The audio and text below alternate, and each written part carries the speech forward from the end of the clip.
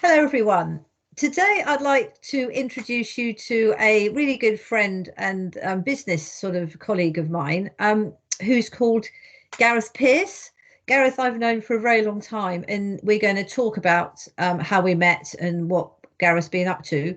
But I'd like to introduce him to you as a really interesting and exciting entrepreneur who's based in Wales and has, over the last, I don't know, 10, 20 years, managed to go from being self-employed kind of on your own to running and owning some really successful companies, Gareth. So well done. And what we're going to do is we're going to talk about some of the challenges that Gareth has faced and how to resolve them. And we're going to do a series of videos as well, looking at more details of that. If you want to give us your feedback and maybe ask questions and everything, and Gareth can see if he can sort of tell you what he did in situations and how to inspire and motivate you to go forward. Right, thanks, Jen. My just started the journey was 15 years ago now, 16th now this year. Started as a plumber, and that's all I was. Didn't have a clue how to price work. I was probably the cheapest private plumber around, because I came from a site background, working on new build houses where the prices are low, but you're in a perfect scenario world there, where you can make money on price, you know. So I was probably one of the quickest plumbers around doing the job, but also the cheapest. So people were asking me to do work, and that went on for a while. And then people started hearing I went on my own, start a company up. And my first new build housing site was for a company called Elan Homes, which me and my father did, which you know well as well, Jen, my dad. So worked with you, sorted his life out, definitely, Jen did. So like, he thanks you for that, 100%. But yeah, we done a site together. I hurt my knee 4 houses in, playing rugby in a friendly. So I was out to work. I couldn't really work then, and my father wasn't happy, because obviously he just joined me as working for us, like, just to work together. So then I had to employ someone else, and the ball rolled then, and I started just taking on work. I had a good reputation because obviously getting the work done, but as a businessman I was terrible. Like, yeah, I didn't have a clue. And I think a lot of people out there are like that. Like, people price against me at the moment, and I'm thinking, what are they doing? Like, why are you going in so low? And I've been there. Do you know what I mean? It is normal. People going from being on price for a company, and then come in to do a job then where you're becoming a businessman. And I didn't realize how bad I was, that I had to do it all. I had about 19 people working for me, and I didn't have a clue about business. Like, and I remember going for a mortgage, and the mortgage advisor said, "How do you make money?" Like, and I was like, "I don't know." And I found out later on that companies owed me so much money. They weren't paying me because I wasn't chasing the money. Do you know what I mean? And that's what it's like in construction, you know. And you can ask anyone, the payments are really important. You worry about mental health. You hear about people going on a mental health awareness day, and these big companies are saying, we support it. You don't understand how much of a mental problem it is when you don't get paid. This is in the construction sector, obviously. I'm only talking new build housing here, and that's everyone from small companies to big companies. And it is hard. I'm driven really by being the best at everything I do. I played football, I played basketball, I played rugby.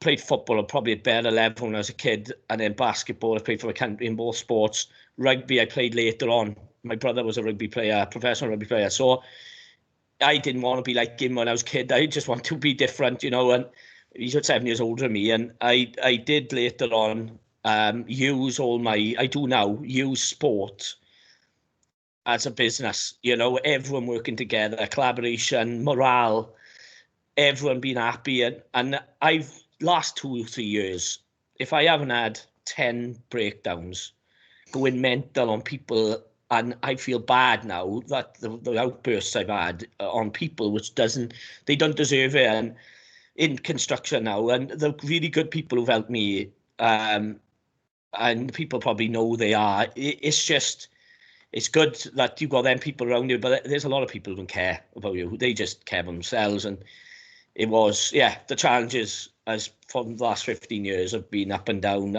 I got to a point where I hated my job. I didn't want to go to work. It was hard. And people look and say, look how successful you've been and all that. And in 2022, I should have went bankrupt, I would have thought. I thought that I'm never going to. But I turned around with hard work. Last year, I just took on everything to get our money back. And it did pay off. Like I said, done well last year. But it put a dent in my reputation. It's no ifs and buts about it. So, ups and downs. Like I said, going from the best everyone wanted and then gradually building and then started thinking about the business side, And, it's been a difficult time, but ideally my goal now is I've just set up a building company which is doing well. A lot of people want us to do work for them, but I need a good team around me, again, like a sporting team, and just surround yourself with the best people, best tradesmen, even if you've got to pay a bit extra, but don't have any snags, don't have any defects. Just look at the big picture really now, and I'm hoping that I'm not going to go mental, but it will grow quite quick this year, and I'm quite excited for this year. First time in years, to be honest, that I got to add a bit of ambition, So well, thanks, Gareth. I mean, that's lots and lots of information there, but thank you for shining a light on some of the challenges that happen when you go in so many different ways. One thing that you were mentioning was the jump between going from a self-employed tradesman on your own to running a business. I mean, that's absolutely massive jump. And as you say, often people who are very good at their trade, once they start to run a business, you're in the unknown. 100%. It's like you look at footballers, right? The best footballers in the world. They won't make good managers automatically. They don't, do they? Like the best managers are normally the ones who aren't that good at football, really. Like they were professional footballers, so they must have been quite good. But managers got to be able to manage people. And some people, when you're managing in any company, it doesn't matter what you do as a profession, certain people need different management skills, if that makes sense. So some people need the hand around them. Some people need to kick up their ass, to be honest. Like, they do, and you've got to find that balance and be able to manage these people. And my way of working is to try and keep everyone happy. And it won't always work that way, and people can take a mickey out of you. And it's you need to find that balance. It's so hard, when you've got so many people, especially in the business I've been in, where you can't get tradesmen, man. At the end of the day, you can't, and then you get pushed then because you've got loads of work on, get anyone. But then when you get someone and they rubbish, they're not happy. So I think I was talking about this the other day to a quantity surveyor for a big company I work for, and I was saying to him, the industry needs a bit of patience. If we have a bit of patience now, where we can learn, we can teach youngsters or whoever, new people coming into the industry. Look at Port Talbot Steelworks now on the news. There might be 3,000 people out to work. How can we bring them into construction? Do they want to come into construction where it's a nightmare, where people shouting and bawling and pushing?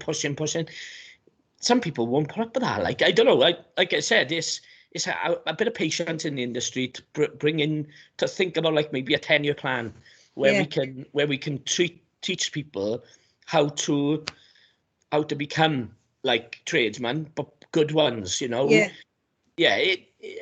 this industry definitely needs a bit of patience across somewhere along the line, where it's not all about making billions. It's about maybe making millions instead. You know what I mean? It only just have this little bit of, I don't know. It's easy for me to say. I probably couldn't afford to do it. I've had to have patience with my apprentices, obviously. I've been really lucky with apprentices. I got some really good ones who've come through. But I know sometimes it is hard to get them, because obviously we're in a different sort of world now with technology. And I was as a person, I don't think ever I was in my house when I was growing up. I never played computer games. I was all sports or football by my feet until I was flipping 16. It's different these days, I understand. So But I think these days, though, the practical skills are even more important because children are on computers and all this. All the tradesmen's skills are so important. Definitely. It's so important. Electricians, plumbers, builders, gardeners, because otherwise people don't know, they won't be able to do anything, will they? No, it is. It's some, like I said, I could say one thing by Alan, it'll never work. Someone else might think, sure, we can't do that. Do you know what I mean? Blah, blah, blah. But everyone knows, you go to college, we bring people out to college, and it's virtually starting from scratch. They might be qualified, but they need to be competent. And you only work when you're actually working on the tools. I know the CITB and people like that have got funding for builders and stuff, but for plumbers, I've got to pay for my apprentices. They don't get paid for unless someone can tell me different, but we don't get any help really. They do their courses, but they could do all their exams with me for 3 years and then go off on their own. Do you know what I mean? So the companies who actually employ plumbers and electricians, I know we haven't got that funding, I don't think. So I don't think. So I'm not saying it's definite, but we've looked into it and we can't find anything. But yeah, if anyone can help me along them lines, that's right. Watching, you know what I mean? But like I said, I've started a building company now, so I will be looking for like apprentice carpenters and stuff, you know, and yeah, we will have some opportunities in the next year or so. So well, that's good news. So let's go back to what you were saying about the big companies who say they kind of care about mental health and they do what they're supposed to do, but actually what would really help mental health was if they paid their bills on time. Of course, I don't care what anyone says. If you worry about paying your material, like I've had loads times, you know what I mean? I've never been my driver. My driver is to be the best, and that, I swear to God, that is true. And that's been my driver. But people do worry like hell about how am I going to pay now my lifestyle and this. Do you know what I mean? I've always been able to pay the boys who work for me 100%. I've got boys working with me for the last 12 years, and they'll tell you never ever failed to keep them in work, never failed to pay them and all that. But I bet the worry, the anxiety side of things from not just getting paid, that's just one item in construction. My problem came from like people who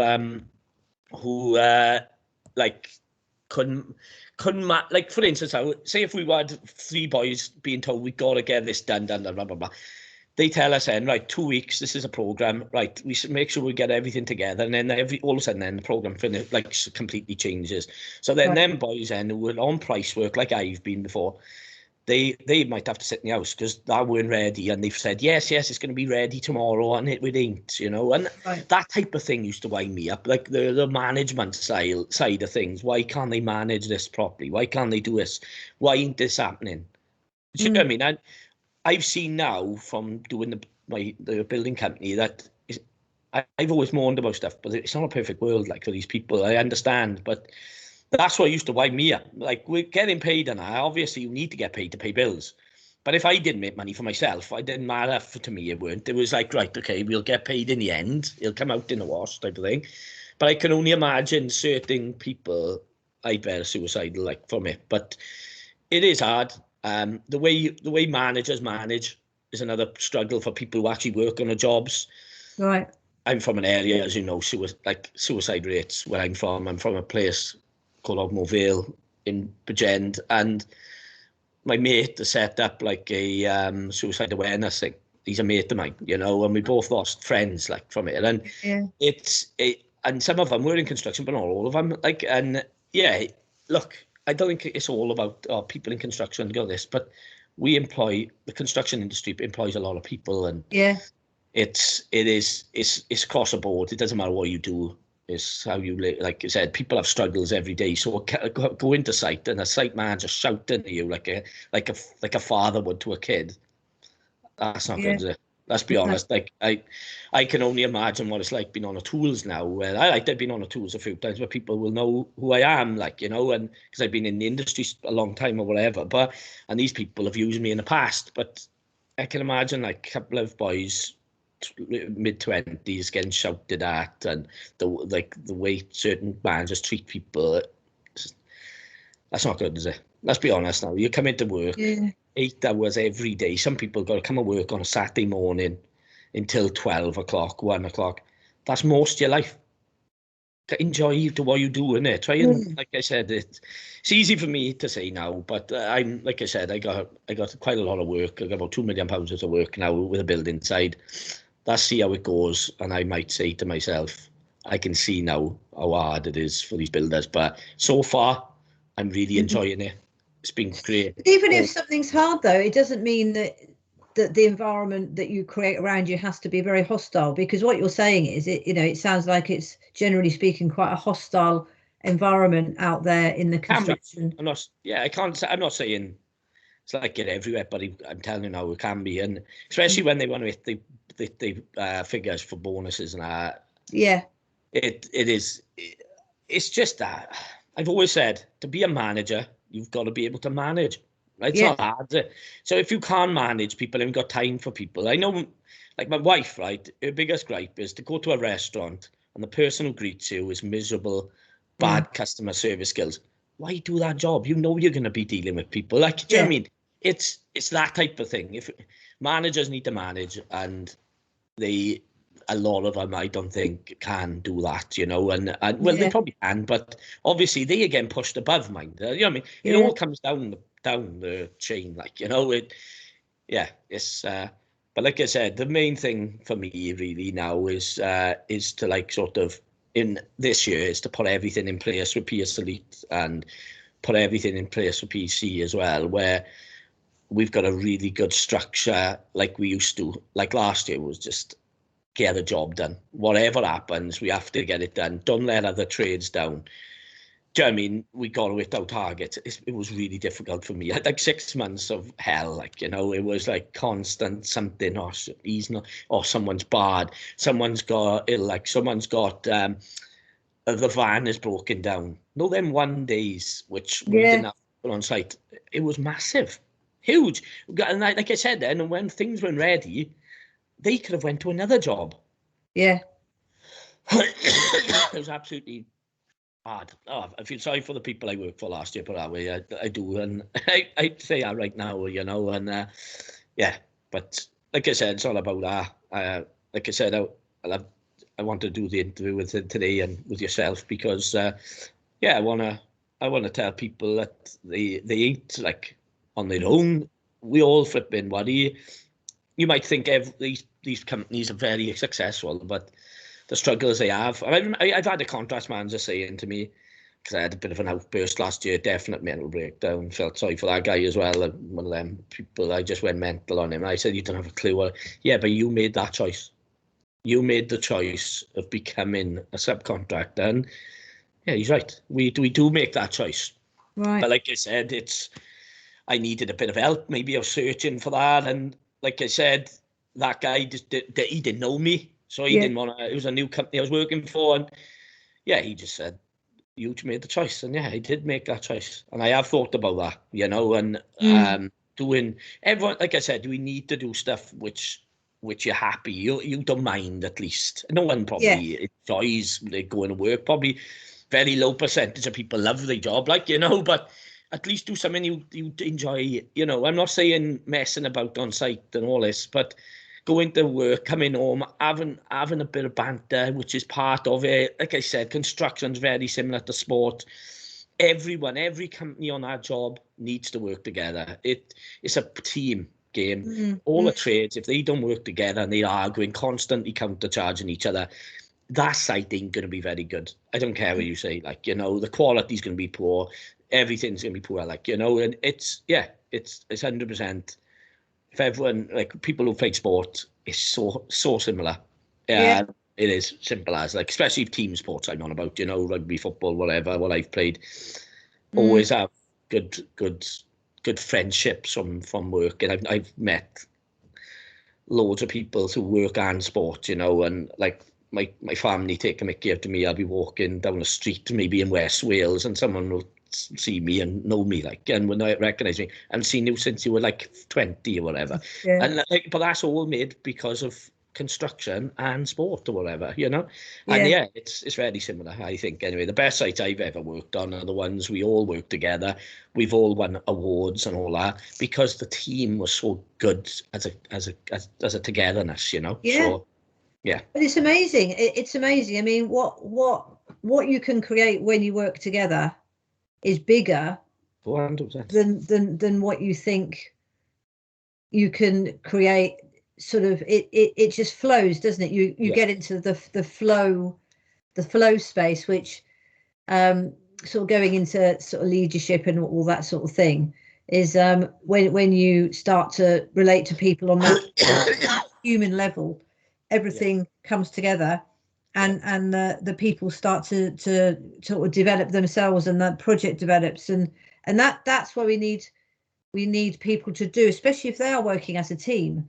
Whereas if it's all about, well, you haven't done that and you haven't done that and this, that and the other, and drama and arguments, and it all gets very mindy, doesn't it? Yeah. And then that flow isn't there. And then it is just all about going to work to get paid. And as soon as you start to think, well, I'm just going to work to get paid, like you're saying, Gareth, you know, you're just doing it to get money, all the joy goes, doesn't it? Yeah. No, it does. It's 100%. Like, you know, and yeah, so everyone's got to pay their bills. Look, and that's what my biggest importance, like I said, is to make sure the boys who work for me get paid every time. Do you know what I mean? It's like I like them. I've got this thing about like quality.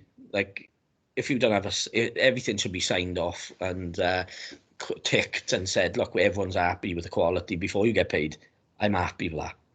I think that's right. That's definitely right. If like going into, I call it a first fix then on site, and you go in and it's mess everywhere, and then the builder turns around and says, we're going to counter charge everyone. I'm like, well, there now. I make sure now the boys take photos before they go in, and when they finish, it's sad, isn't it? But everything should be ticked off. So that first fix finishes, that counts as the house is clean as well from every trade. Like, and like I'm keen on it. I got like my quality control stuff for the building side is really like been like quite thing. Like, you know, I need everyone to sign off each stage of everything they do, and we are happy. Do you know what I mean? The site manager signs it off. My finishing guy who works for me as well, he's really good, got brilliant eye for detail. That's why he works for me. Like, I've known him again for years through construction. I know what he's like. So yeah, it's just making sure them processes are done. And with the plumbing side, I do my own. But my quality control is to add value all the time. Everything I do in business, I want to add value. And then if everyone did learn the lean construction side of them 8 wasteful activities, which is transport, inventory, motion, waiting time, over processing, over production, defects, and skill, right? If everyone just to learn that, it would, like, people would make money. And that's all about adding value. Them 8 things really is trying to make everything you do add value. So let's say if I had a defect, I lose money. People, I think site managers, and I think they expect us to accept snags. I don't defects when I do have a defect, I want to learn off it. I want people to challenge me. I love being challenged because I know then I'm learning all the time. So if there's something new coming to construction and someone in my team says, why don't we do this? And we look into it together and we'll say, yeah, let's do that then. That's definitely going to add value. All right, it might cost me a bit more money, but if it cuts down defects, an unreal amount of money I'll save. Petrol, transport, motion. Oh, look, it'd be impossible to have no defects because the manufacturing, but and the customer error, but the our side of things, the installer error, it can be eliminated in my eyes. Do you know what I mean? If we all learn off our mistakes, and that's what I've done in the last 4 or 5 years, is try and get something where we can all learn, get everything in place so we can learn how to better ourselves all the time. And I remember when I first brought this in, I had a lot of people who were like 50s, 60s, right? The older generation who've been in the industry for ages. And you try and change those, it's impossible. My father was one of them. He didn't want to flip and do things different, man. I was like, listen, now, we need to. We're having this and this wrong. And it ended up an argument between us. And it was it's me trying to improve. And yeah, I enjoy getting challenged. I know a lot of managers, directors, and other companies don't like getting challenged. It's their way or the highway, but they are missing out. Like, you know what I mean? Everyone got to learn. Every day's a school day, as they say, you know. And yeah, it's another thing which. well, I think that's a really good point. That instead of trying to make more money, it's more about how do you save money? How do you save time? How do you save? And then again, it just flows, doesn't it? Because if funny enough, let's use plumbing as an example. If you've got a pipe that's got loads of holes in it that's leaking, you've got to put a lot more in it to get a lot more out. But if you just plug the holes up, and the holes would be defects or where you're being inefficient or whatever, you automatically create a better outcome, don't you? No, definitely. So it's all often about looking at your own systems and your own behavior and your own what you're doing as a company. Yeah. And improving that rather than just blaming, everything else, isn't it? Oh, and like I said, it's training, constant improvement is needed in construction, you know. And we need to spend a bit more time, even if it's once a quarter. I know it sounds probably too much, but just to have their meetings with your team to sort of bring up any issues which I've had, even if it's once a month, even. Do you know what I mean? Whatever it is. If things are going well and you think, oh, what's the point? I don't need to. I think you still need it. Still try and say to them, how can we improve then? If they are improved, how can we as management improve, sorry. And like I said, I'm not an expert in any shape or form, but what I'm just saying, what my experiences are and what I've seen which works, and in the industry, I've been lucky enough. I haven't earned no money off it, but I've helped a few companies, sat down with them, and they've gone, and I've seen so much like me in them. And then when they leave, they can't wait to get going again. And like I did that with you, didn't I, Jem? 15 years ago, when I first went into BNI, it was called Business Networking Institution or whatever it's called. I was given your number, and I said to one of the guys, called Nick Ramonello, if you remember, he gave your name to me, and Nick said, look, see this woman, and she'll sort it out, like, because my head felt like it was massive. It was going to explode because I just took too much on. And I did the same. I left you ready to go again, like, and I was only an hour's worth of a conversation. And then I remember giving names to all my mates who struggle. I think you've seen probably 3 or 4 of them where I've said, look, go and see Jen and she'll sort it out, like, and it's worked for me with you as well. So it'll work for most people, and I've been and seen multiple different people, like mental health wise, loads, psychiatrists, what they call hypnotherapy, all sorts, just to think, why am I like I am? Like, why am I 10 out of 10? Even with your help, I still went back to it. I want to be the best. I've got to be perfect. It's impossible. 7 out of 10 got to be accepted. Especially now, and it does mess your head up like it has done to me, in the past. I've like I said, I've had a good break over Christmas now, and we haven't got as much work on as last year, and I've had a bit of a break, so I'm back ready to go, but I have employed another person for Pearce Elite. I'm going to bring someone else in as well. I'll bring in a managing director in the end or whatever, part of our team already. And I just I'll sit back then and overlook it as a business, which I should have done probably years ago, but I've always been in my company, always been like, I'm getting involved. I've had people come up to me and go, what you want the tools for? I've got to, because I've got to hit targets. I've never failed before. Last year, for the first time in 15 or whatever, 16 years, I was telling people, use someone else then. I don't think I've ever said that. Oh, wow. I'll sort it, like. my head had gone, like, you know, it was simple Yeah. as I proper, honestly, it was mad. Like last year, it was a mad one. Yeah. The last time I really worked that hard was in the pandemic because obviously I worried a bit about the older generation, like older guys, 50s again, plus maybe 55 plus, stay in the house now. We don't want to on Right. site, just killing people, blah, blah, blah. And we didn't have a clue what was going on. So I got my team together and everyone wanted to work. Mm. So I had, as my age, 40 under, maybe 30s under, whatever I was then. 39, I think I might be. We said, right, you'll carry on working. I had to manage everything then. It was hard. Yeah. And some of the companies who wanted to carry on, fair play, it was probably the most efficient time we've ever had, because the builders had to maximise what they had. And fair Wow. play, Yeah, that's interesting, isn't probably it? the best. It was efficiency wise, I thought it was quite good. Like, you know, it was probably one of the better years or two I had, you know, and Yeah. financially again we done well out of it because we carried on. We had less workforce working, but the boys who were on price wanted to carry on. They were like, look, I need to carry on. Do you know what I mean? I'm not sitting in the house, like, you know, I want to work. So, and we did. It was quite successful to me. Yeah, like Mm-hmm. the job. And then when everything opened up and the jobs came out and whatever, and people started coming back to work, I did then say to my father and other boys, like, look, come back to work now. It's everything's calmed down and whatever. Yeah, I went back as normal then, and yeah, everyone was back in work. But yeah, it was an efficient time for me. And I learned a lot again. I had to go back into managing, doing paperwork, going back down the office. I worked every day. It was like no Monday to Sunday. It was every day. It was like a Monday. Like, you know, it was always busy, you know. But yeah, Mm. but no, it was. But no, it's every.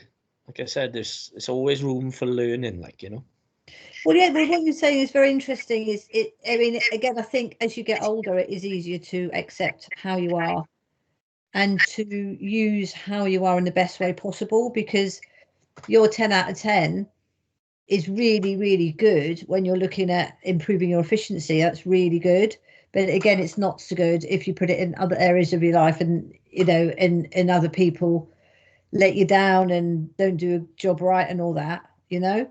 But I think the older you get, the more you can position yourself so who you are really starts to thrive. And it sounds like you're starting to, well, not starting to do that. It sounds like you're in a next phase where that's going to happen. Yeah, in a really strong way. I think so. I think, look, Pearce will get better now. We're gonna have a quiet this year, but it's a year now to not as bad as last year. Like, you know, it was manic last year. I think I I trebled my turnover. Well, Was it July, August, September, October, November, and December? In 6 months, I think we did like, what was it? Was it 4 months? It might have been. We done £2 million worth of work in 4 months, you know, and normally we'll do about 2.3 a year. But that's how much work we actually got through in the end. But we didn't employ everyone. All our managers went on the tools. I did.